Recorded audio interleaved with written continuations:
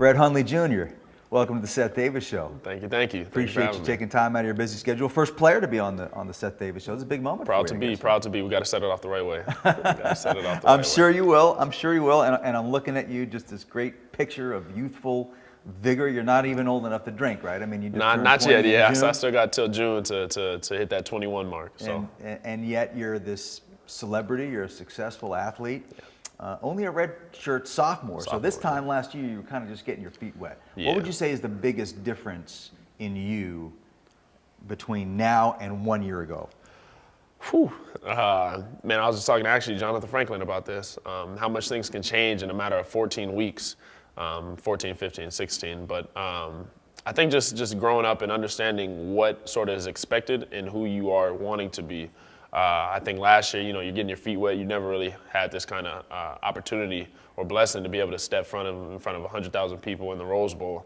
And even outside of the football, I mean, you never understand really what kind of pressure and people, what they expect of you and the leadership role that it takes. So, from last year to this year, I think just being the man on and off the field, a complete, package is the biggest thing that sort of I've grown with, is understanding the leadership role and things that you may not even ask for, but that you have to do and look out for. I mean, everybody's watching you now. So anything you do on the field and surely off, I mean, everybody's watching. Everybody got cameras and Which pictures. is not easy to do when you're one of the younger players on the team.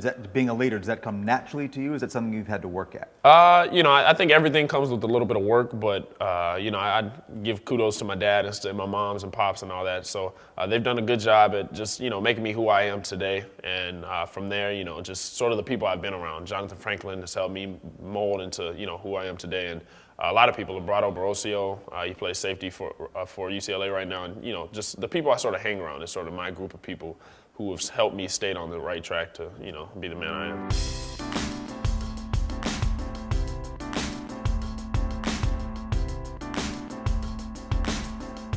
I mean, you're a prototypical NFL type QB, 6'3", 225, give or take on any given day. But I mean, you're a great runner as well, and there's this constant tension, I feel like, with guys in your position, balancing the throwing and the running. Instinctively, you just want to take off, but you want to take care of your body. So is that something that you're working at? Do you feel like you have to run less to protect yourself, or do you just want to be who you are? To be honest, I just try to get out there and play some football.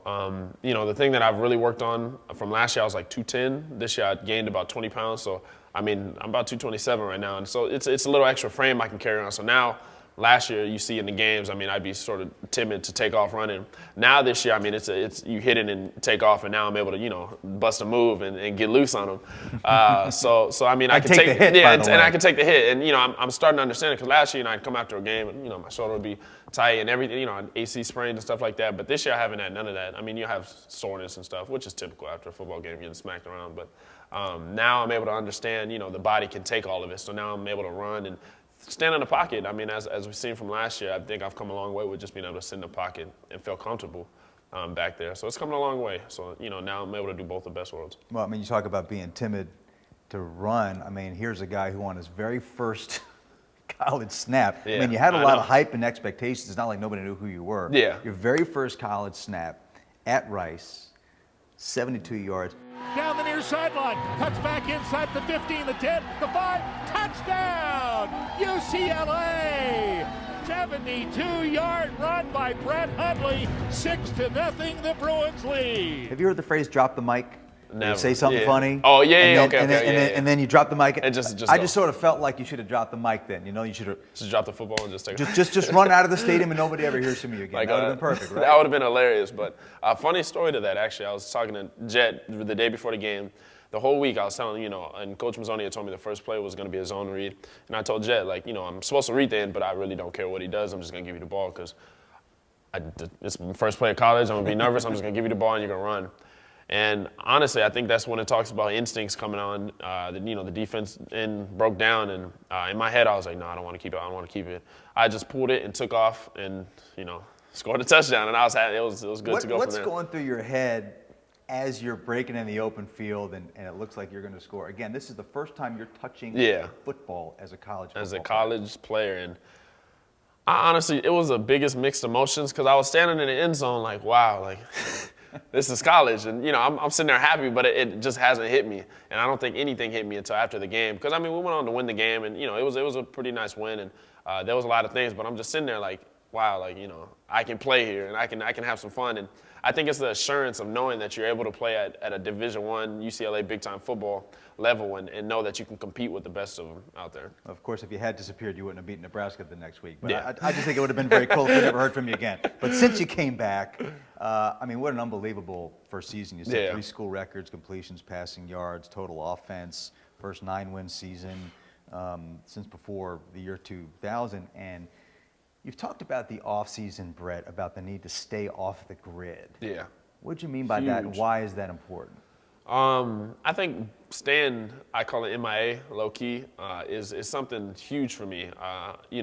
There's times when you want your face out there and you want to be, the center of attention and stuff like that, but I think there's times where you have to peel back and sort of understand that now it's time to work. And I think during the offseason, I tend to do that. During the football season, you have fun, you do what you need to, you get your work done.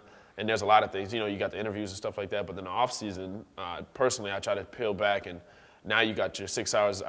Me and LB, Librato Borosio, we used to wake up in the morning, go to weights for 2 hours, go to our running coach right there at Kenneth Hahn and run for another 2 hours, and then go to my throwing coach, and he used to be my receiver out there catching.